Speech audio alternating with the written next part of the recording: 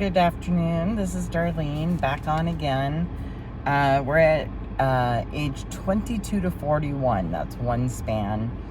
And the reason I say that is because I was in a 19-year marriage, and of course, during that time, my daughter was 1.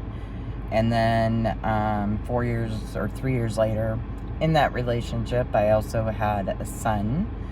And again, he was born not premature. He was born with the umbilical cord wrapped around his neck. So when he was actually born, he was born dead. And it was raising him was interesting because he has a brain injury, but we didn't find out till he was 11 that it was a brain injury. And it was from the umbilical cord being wrapped around his neck, which I have a video of it. And my son had what they called white matter in his frontal lobes, because they kept saying he was ADHD, and I was like, whether he was on medication or off medication, he acted the same way.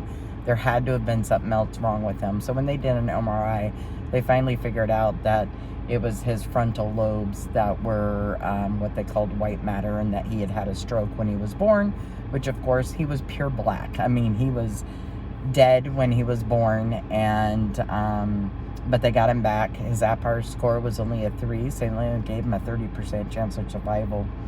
But he survived. He bounced back, and he's 31 now. He lives with me, and will continue to forever. And then, let's see here, 6 years after that, we had a daughter, and she's amazing. She's what we call the little mini-me. She's a lot like me. It's got my personality. And she is dyslexic as well. So, you know, again, all my children seem to have had some type of disability. My youngest daughter, or my oldest daughter, she had a speech impediment, and from when she was a premature and stuff, and so she had to go through speech therapy and that type of stuff. But, you know, I mean, everybody has their issues that they have to overcome in their lives. And having a child with each having a different, one's ADD, one a brain injury, and another one with dyslexia. So all of them being different in their own accord. And again, even when I was pregnant with all of them, my son, I lost like 50 some pounds, and my last one, I think I only lost 38 pounds. But each one, you know, that's why they called me the incredible shrinking pregnant woman, because I could never actually gain weight. I always lost weight when having my children. So it was kind of interesting. It wasn't a great thing, because I don't wish that on anybody. It's not being able to eat for pretty much 9-10 months is not a good thing. And then my marriage, my ex-husband and I are still friends. We will always be friends. Whether each of us, that's the one thing I can say, is we get along great as friends. But in marriage, he has different religious beliefs than I do. We could never come to an agreement. You know, there was also alcoholism, and, you know, I get that. 6 years into, we were together, I think 6 years, 7 years, and he ended up getting injured on the job. So he ended up having a spinal fusion of almost 8 vertebrae, because they were crushed in a fall from a catwalk onto steel plates and the cement. Horrible. His employer, instead of calling 911, they ended up just throwing him in a car and dropping him off at the emergency room. So, you know, he's a good guy, you know. I can't say anything wrong about that, but, you know, even in that situation, the pain that he continuously always has to live with.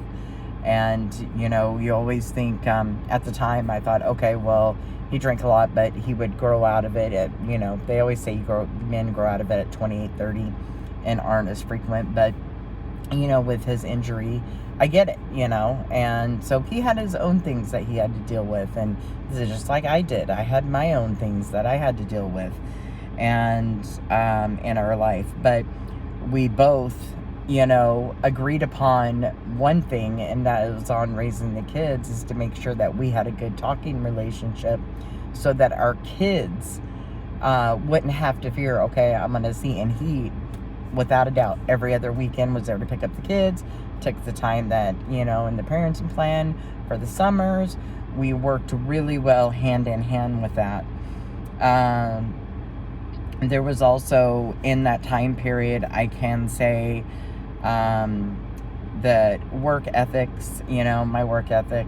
I worked for one company for 10 years during that time and worked my way up. At first it was billing department, then compliance, assistant compliance officer, billing central supervisor, and, multiple titles, wearing 2 titles at once, and working with that company for 10 years until I was headhunted by another company and went to them because here I was at that point raising kids by myself and needed more income. And, that's another thing. When we divorced, I let him have his stuff. I kept my stuff. The judge and everything, they always say, oh, you can have this. You can have... No, I can support myself. I just want the base minimum based off our wages for child support. That's it. And I've done that with both my marriages because, you know what? His pension's his pension. That's his. My 401k is mine. Vice versa. It's not to take away from somebody else. And I don't believe in that. And I know I see it all the time where people take more than what they should. And I don't understand it. And to each their own, but I know who I am.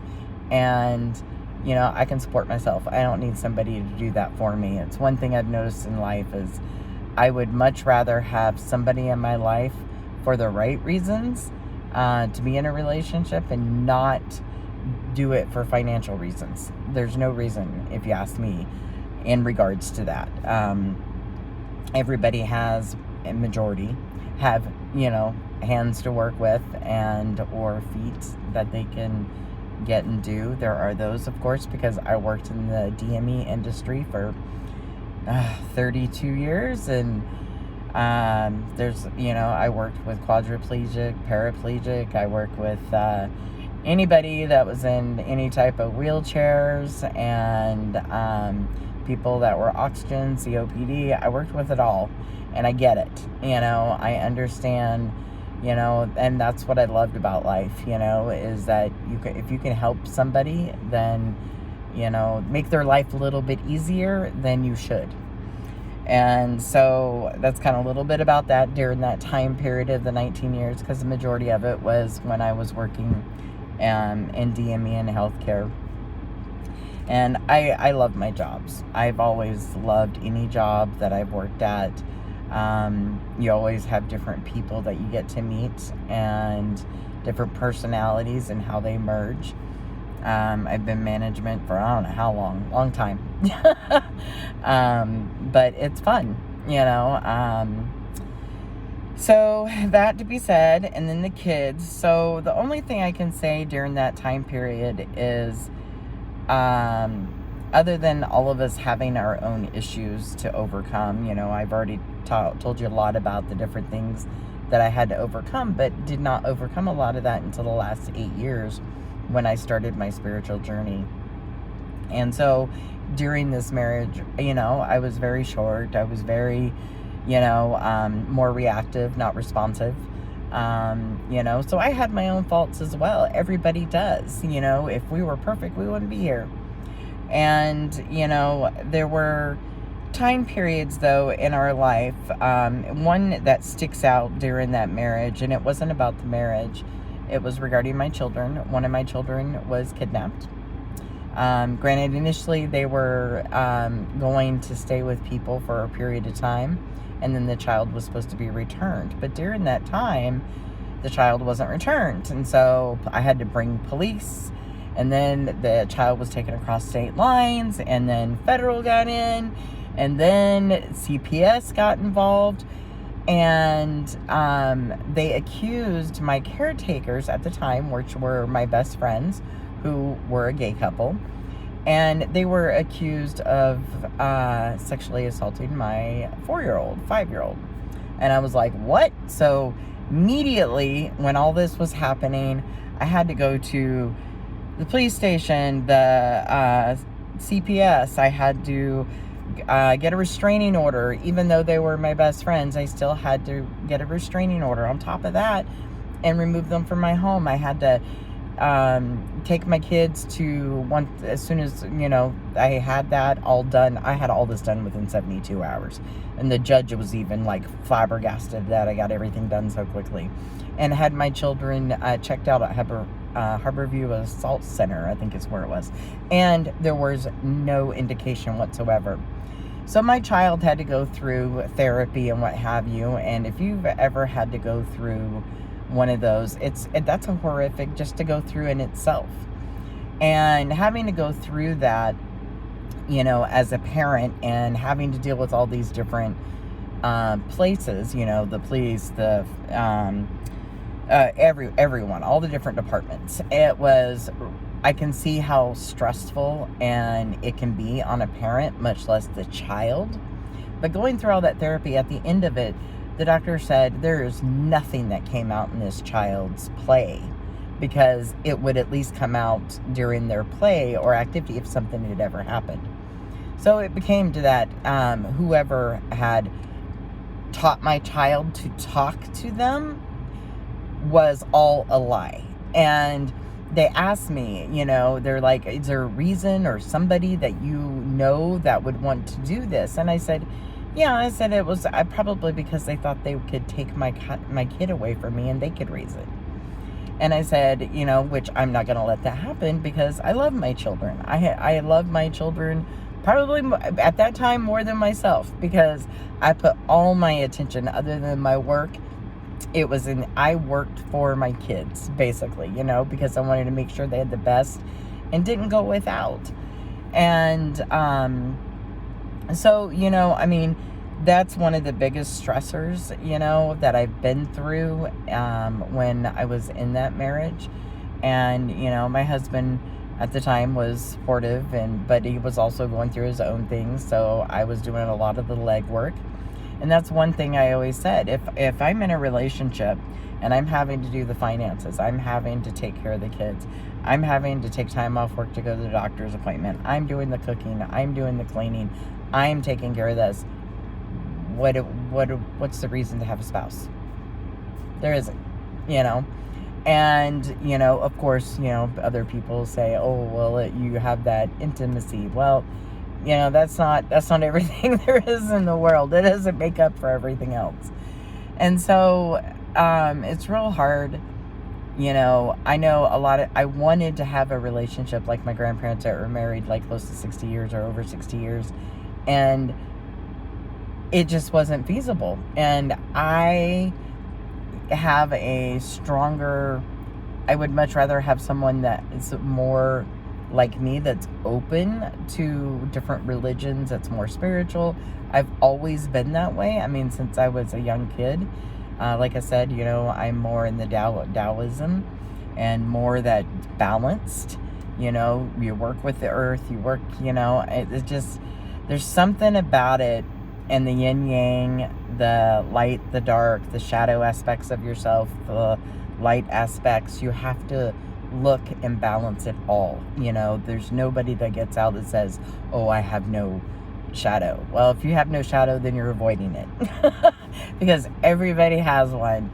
And it's the same with the light, and you accept it. And if you do have bad behaviors, you change them, and that's another thing, is what one person deems a bad behavior may not be to another.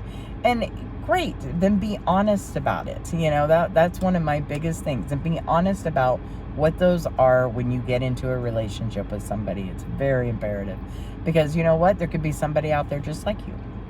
And you would probably be a better fit than with somebody who is not. So that's it for today. I hope everybody has a fabulous weekend. I was off yesterday because I had an electrical emergency at home, and was waiting for somebody to come and look at the wiring. So I hope everybody has a great weekend, and I'll see you on Monday.